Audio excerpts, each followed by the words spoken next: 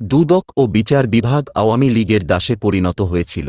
আসিফ নজরুল। দুদক ও বিচার বিভাগ আওয়ামী লীগের দাসে পরিণত হয়েছিল বলে মন্তব্য করেছেন আইন উপদেষ্টা আসিফ নজরুল। সোমবার সকাল 10টায় রাজধানীর ইনস্টিটিউশন অব ডিপ্লোমা ইঞ্জিনিয়ার্স বাংলাদেশের মুক্তিযুদ্ধ স্মৃতি মিলনায়তনের এক আলোচনা সভায় তিনি এ কথা বলেন। দুর্নীতি দমন কমিশনের আয়োজনে আন্তর্জাতিক দুর্নীতি বিরোধী দিবসের আলোচনায় অংশ নেন আসিফ নজরুল। আওয়ামী লীগ সরকারের সময়ের বিভিন্ন দুর্নীতির ফিরিস্তি তুলে ধরে তিনি বলেন, দুদক তো ছিল, উচ্চ আদালতও ছিল। কোনো বিচার হয়েছে?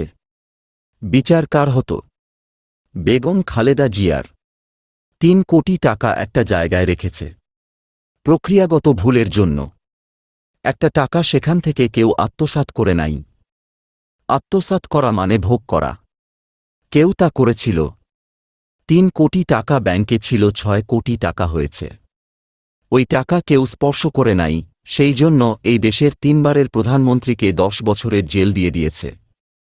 আসিফ নজরুল বলেন, এই দেশের দুদক আর বিচার বিভাগ মিলে। আর সেই চোর প্রধানমন্ত্রী শেখ হাসিনা, যার পুরো পরিবার ছিল চোর। সে সারা দেশে বলে বেড়াত এতিমের টাকা নাকি বেগম খালেদা জিয়া আত্মসাৎ করেছে। এই চোরের মুখের সামনে কেউ কোনো কথা বলতে পারত না। দুদক তার দাসে পরিণত হয়েছিল, বিচার বিভাগ তার দাসে পরিণত হয়েছিল।